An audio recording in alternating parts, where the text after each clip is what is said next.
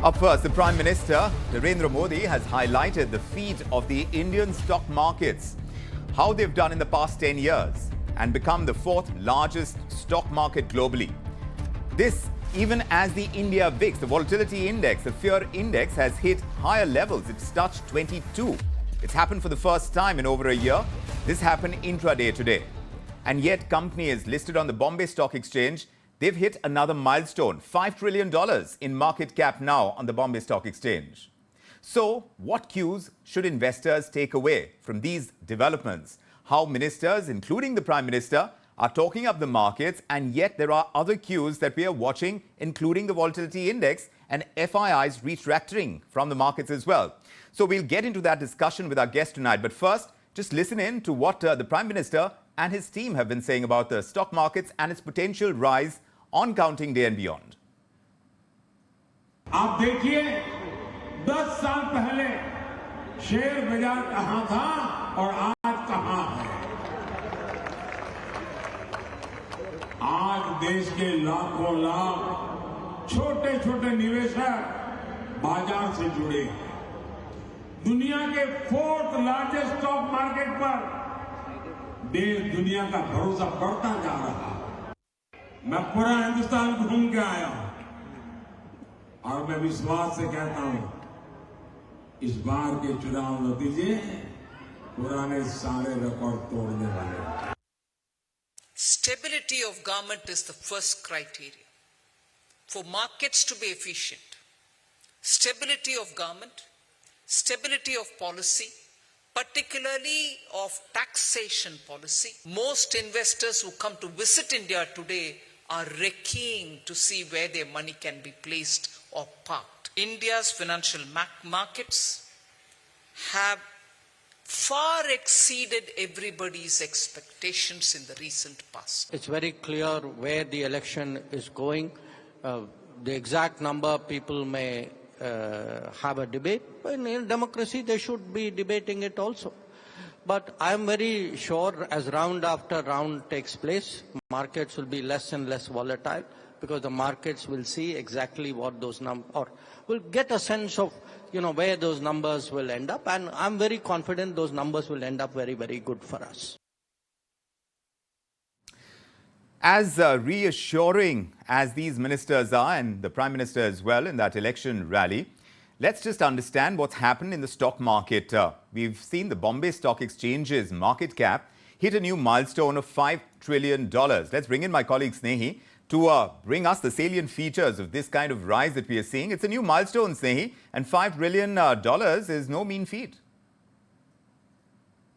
Well, yes, it's a new record coming in for the BSE because the market cap of the companies listed on BSE has crossed a record $5 trillion for the first time. The market cap is up by $633 billion alone from the start of this year. And the BSE mid and small cap indices have hit fresh highs as well. Although on the flip side, the Sensex is still 1.6% below its all-time high. Now, what's interesting to note is BSE's market cap journey over the last few years with each trillion. Let's take a look. It's a very interesting journey. $1 trillion market cap, $1 trillion market cap was reached on in May 2007. Then to increase that by 1 trillion, the second trillion took almost 10 years because that mark was hit in July 2017. Then the market cap hit $3 trillion in May 2021, which is a gap of 4 years from the previous trillion. $4 trillion BSE hit that in November of 2023, which is very recent, and that was a gap of 2 years compared to the previous trillion. And well, now the $5 trillion mark has been hit right now in May 2024, which is a gap of just 6 months from the previous $4 trillion mark. So interesting moves coming over there when it comes to the market cap of BSE. But well, yes, fresh highs coming in for the market cap of BSE, crossed $5 trillion for the first time. So that's what's happening in the market. What is likely to happen as we move closer to the 4th of June on counting day? That's a key ask. Let's discuss the possibilities. PV Subramaniam is the CEO of Subramani.com. He joins us along with market expert Ajay Bagga. Gentlemen, thank you for making the time and a very good evening. Ajay, this adage goes, sell in May and go away. Traditionally, the month of May is considered bad for equity markets, especially if you look at the markets in Europe and the US, because Most fund managers, they typically go on a long summer vacation. But for us, this time, in May 2024, we're hearing the Prime Minister, the Home Minister, other key members of the Union Cabinet. They're talking up the markets ahead of vote counting on the 4th of June. They're speaking of a big market rally once the results come out. What do you make of it? Is this unusual to you? It is unusual, but also, Vikram, it is reflective of the change that has happened in terms of the participation in the markets. With 8 crore SIP accounts now and probably unique, folios being about 4.5, 5 crores, you have a big portion of the mass affluent and affluent Indians investing in the market. So the politicians are realizing the importance of the investing class. That is one. Second, the markets are a barometer of the health of the economy. I think that has got established, and it's not anymore seen as a gambling den limited to a few people in Maharashtra and Gujarat. But it is a widespread participation that we are seeing.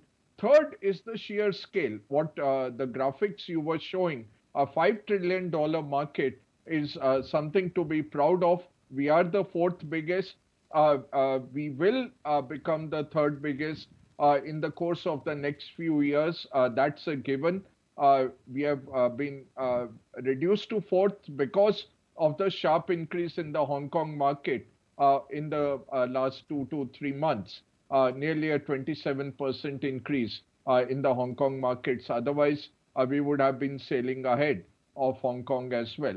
So I would say much needed reassurance to the markets by the politicians. Yes. And it's something to be positively looked at, and hopefully it becomes a self-reinforcing kind of a virtuous circle. Yes. So is this what the markets needed to hear, what investors needed to hear? Subra, but the Prime Minister says that on and after the 4th of June, the financial markets will set new records and see never-before-seen highs. And when the Home Minister says buy more shares before the 4th of June, is this really a cue for investors to set out a new strategy? And if so, what do you think that strategy should be? Even if you mean as a certified financial planner to stay put, because that can be a strategy too, right? Vikram, for having me.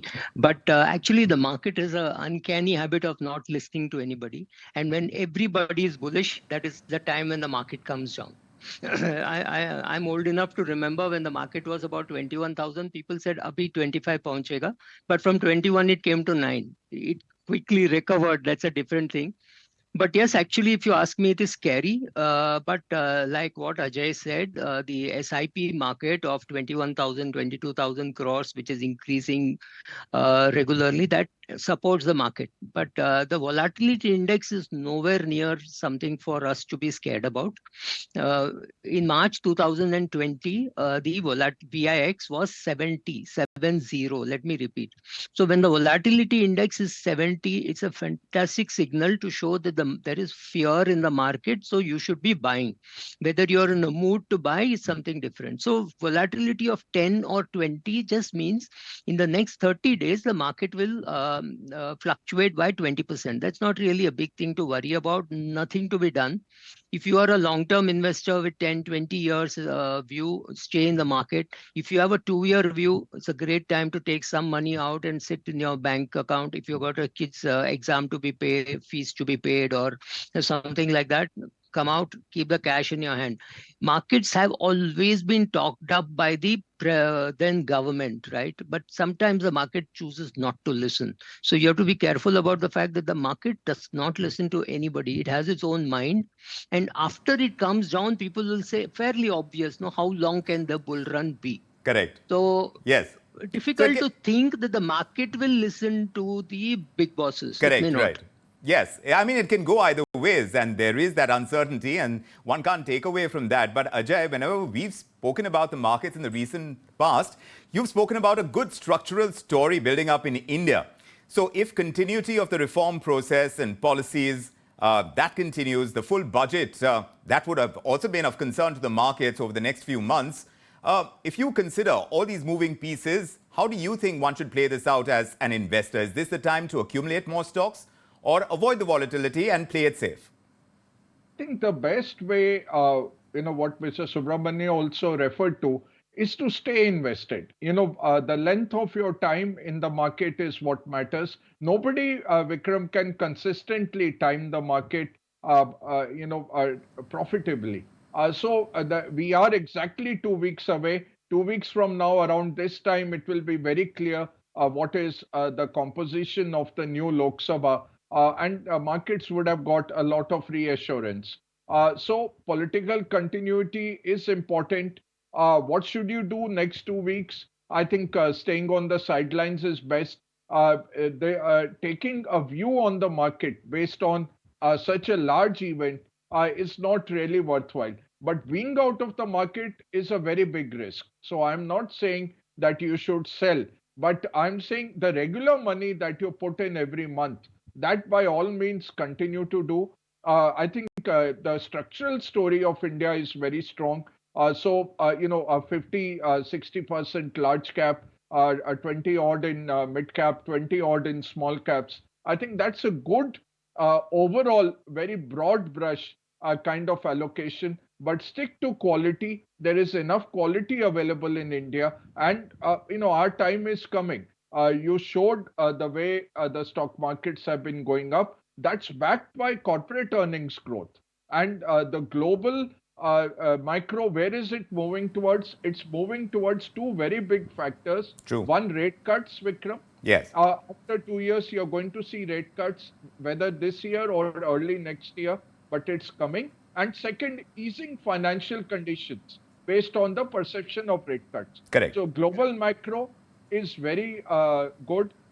June onwards, you will start seeing bond flows also as we come into the global bond indices. Correct. You will see bond flows coming in and political continuity. I think all three are getting together, but I would say don't time the market. Look at your financial goals and invest according to that.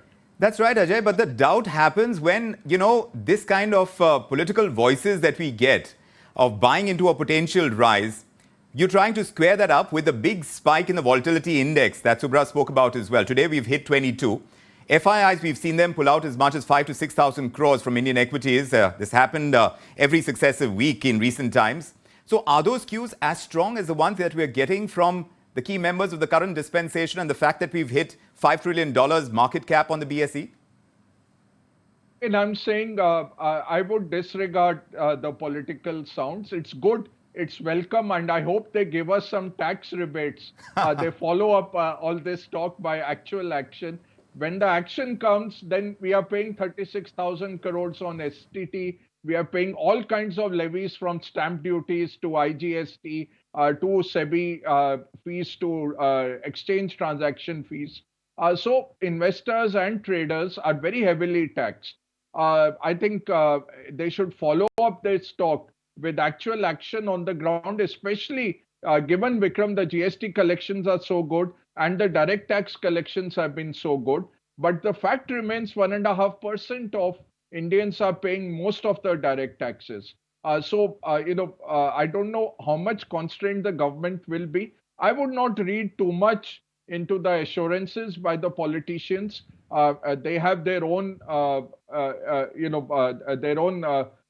ways to address the public. And the good message I'm taking out of this is that with 5-6 crore mutual fund accounts, with 9.5-10 crore demat accounts, a good portion of Indian households are now linked to the stock markets. So hopefully politicians will not tax this segment as heavily as they have been.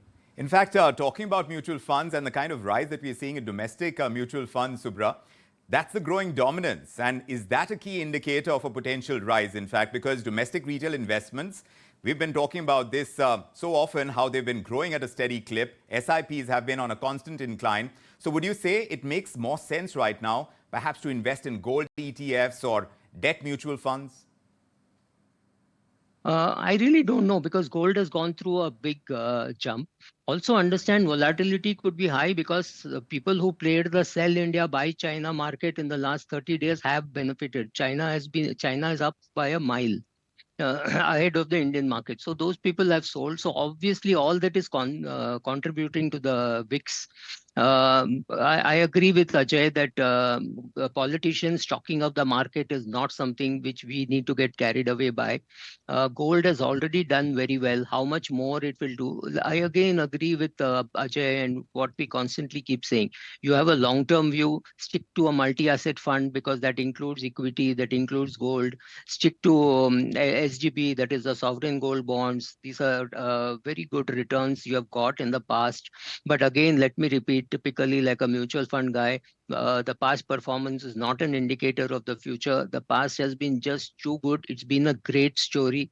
We have all benefited. A lot of gold dust has fallen on us. We need to be careful that the market can go down. The big bosses are talking up the market, which is very scary because things can go wrong. We need to be ready for that. Internationally, something could happen. Domestically, something could happen. But yes, if you have a 10-year, 12-year, 15-year view, please stick to the equity markets. But if you have a 2-year view, stick to bank deposits or something like that. That is less volatile. But VIX at 20 is not something that I would bother about. If VIX at 70 is something that I would buy into the market because that would be a great opportunity to buy. So I don't think VIX at 20 deserves too much to think about. Just continue your SIPs. Don't put fresh money just because you think the Home Minister has said the market is going to go up. He can just talk up, talk down, anything can happen. So don't bother too much about what these people say. Well, both of you are talking in unison over this, that you need a long-term strategy and that structural story that the Indian economy, the Indian markets promise. There's nothing to take away from that. You don't need to be reactive to what the current dispensation is saying in the heat of the current elections. But there are several factions within the markets that are anticipating the stock market to remain turbulent and highly reactive until we reach counting day and the kind of news we get through the last round of elections and through this electioneering that we are watching. But indeed, it helps to have voices of reason like yours. Thank you very much, Ajay and Subra, for joining us with your perspective on India Tonight. Thank you. Meanwhile, if you like this video, then like, share and subscribe to ET Now.